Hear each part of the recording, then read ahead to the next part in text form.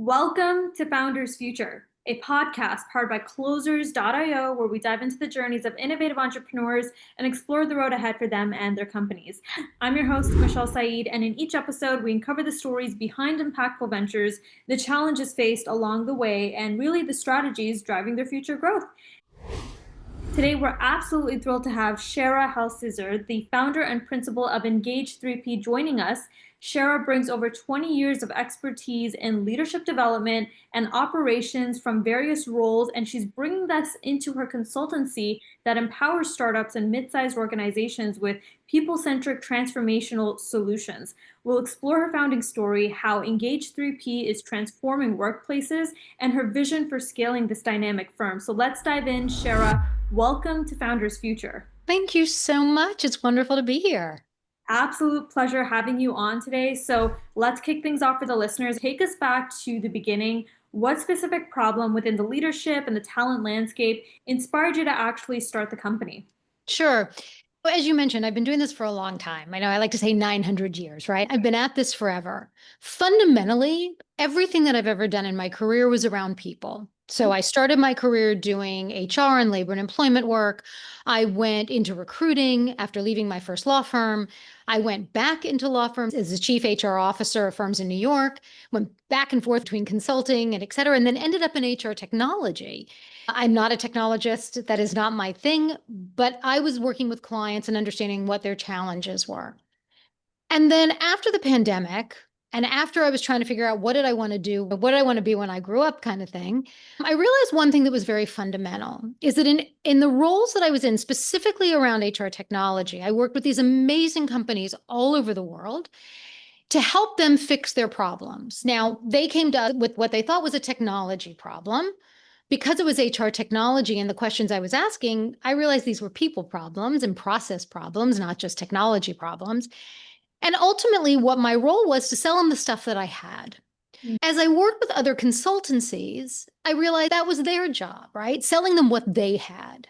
And so the foundation behind Engage 3P, and we can talk about this in a different way, but was around how do we really understand what is it that isn't working around people, process, and ultimately platform or technology? And then how do we create a roadmap to fix it? Right. And do it agnostically, right? I don't represent software companies. I don't represent other technology. I'm not there to fix it for you, but I really want to be wholly embedded into figuring out what's really going on. And if I may, I'm a very visual thinker. And so typically I will always have an analogy around it. It's very easy to see the problem when we're not in it. How many of us have met with our girlfriends and they're complaining about something and you're like, I know the problem. I know how to fix that. That's easy. It's so simple when we're not in the weeds, so to speak. And wanted to work with companies, startups, mid-sized companies that don't necessarily have the luxury of the huge consulting firms to come in and very quickly, because I do this in 90 days or less, discover what's really going on. Why are they stuck? Where's the real issue? We think we know what it is. Is that valid? And then what do we need to do to fix it? And that's why I started Engage 3P. Love that. I love the fact that you brought that analogy up because I know so many of us, especially women, we can totally relate to that.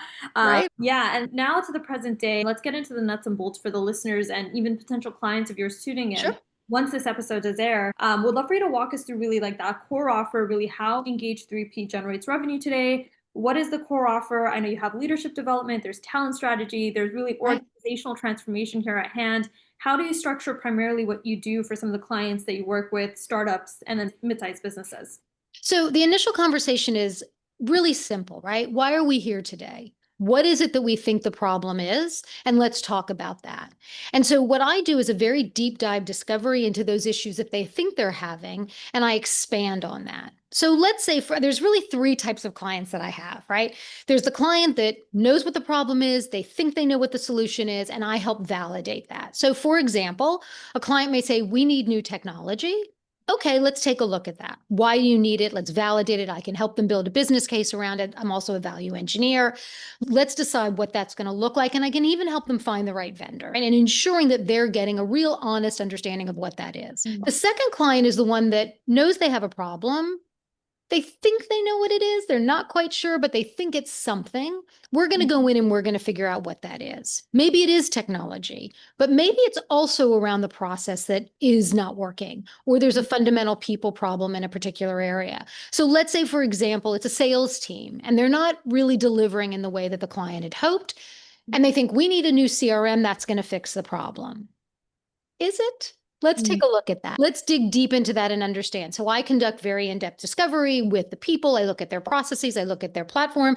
I look at everything that's going on and then develop a roadmap of what that needs to look like, either validating that it is in fact CRM or it isn't. And this is just a broad example. The third client is they know something's not working, but they have no idea what it is. They're really lost as to why they're not functioning in the way that they need to. And that again requires that in-depth discovery. So I start to ask the questions, right?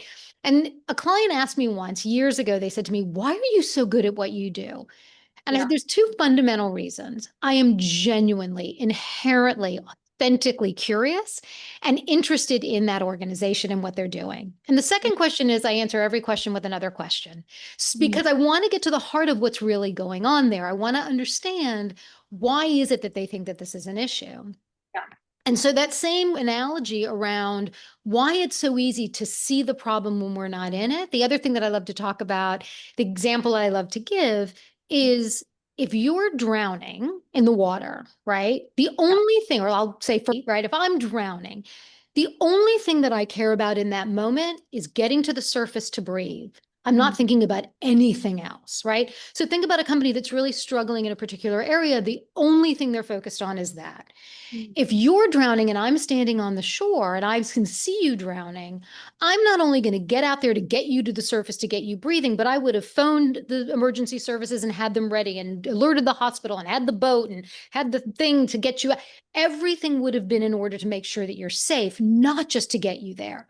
And my experience in working with companies is that they look at that immediate problem and think, I'm just going to solve that problem, and don't look beyond that because they're struggling, right? They don't know where to go beyond. And that's where I come in.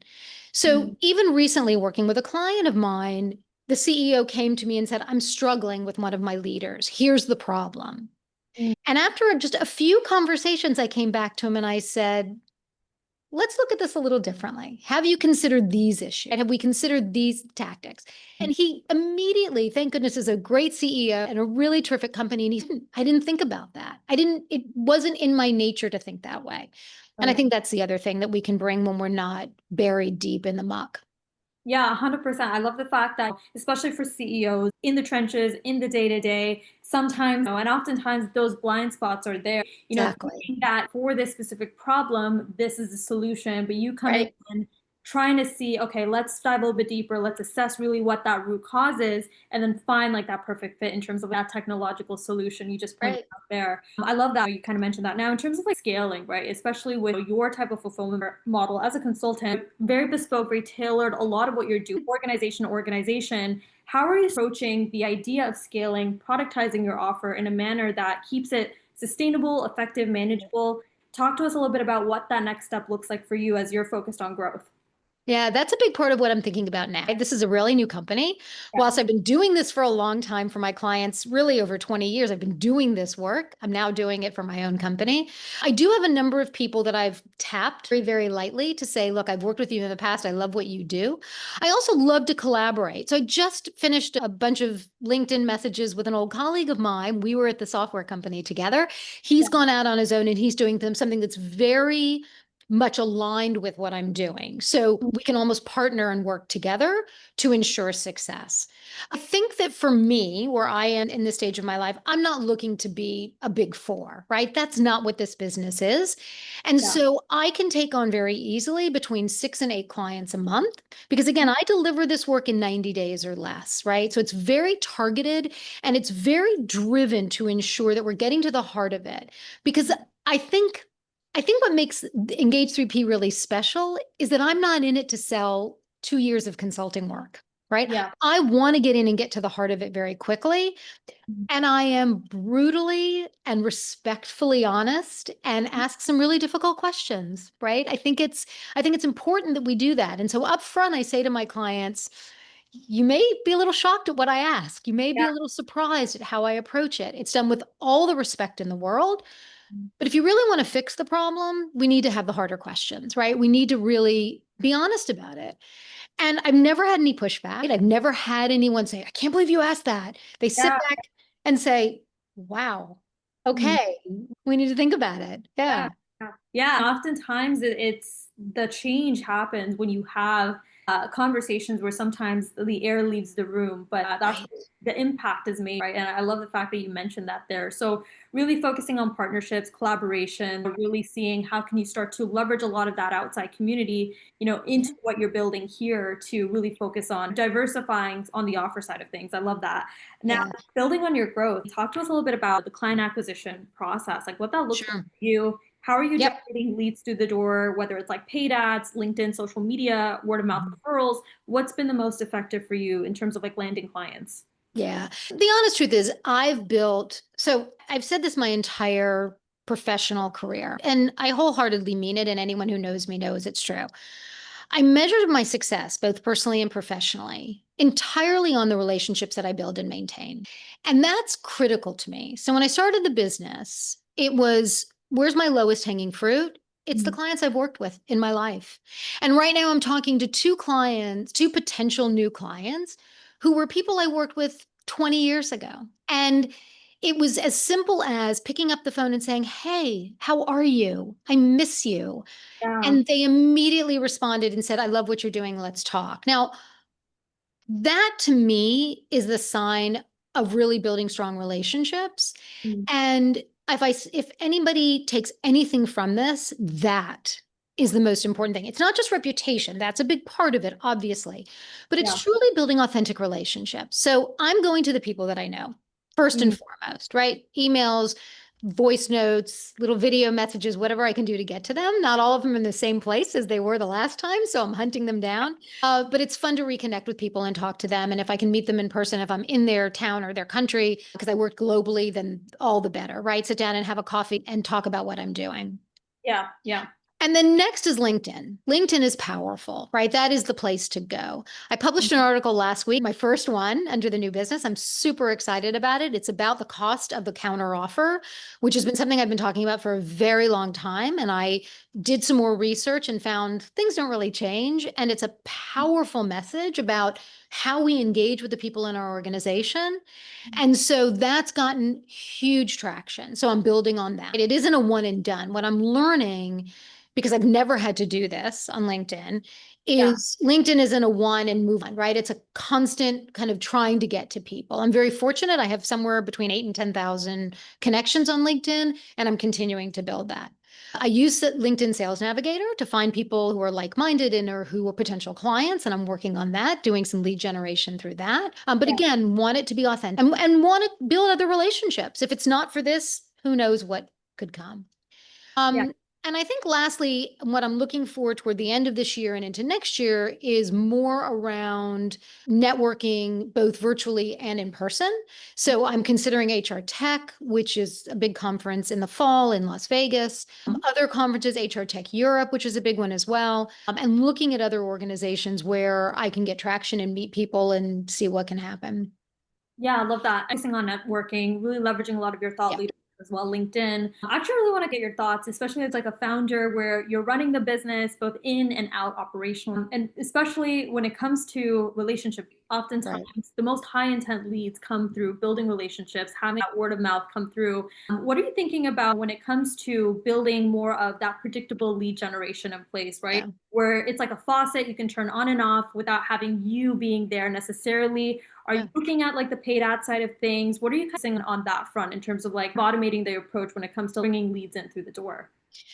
It's such a hard thing, right? Yeah. I haven't thought about ads yet. I'm not eliminating yet. I have a marketing person, that fractional marketing person, chief marketing officer who's working with me. Marketing is not my thing, right? One of the things, I'm going to back up for just a second. One of the things that I truly know about myself is what energizes me and what drains me. I like to say, if you want to crush my soul, put me in a room by myself and make me fill out spreadsheets. I'm done. I'm done. But if you want to take me to a conference and put me in a room with 17,000 people and have me talk all day, I'm energized to the hills. Yeah. So I needed to make some decisions, right? Where do I want to spend my time and where do I want to spend my money? And Mhm. so hiring a fractional chief marketing officer was critical. I don't know them. I don't know it. Mhm. And I don't know what to do next. I was flailing for a while. She's been amazing. I adore her. Happy to promote the heck out of her.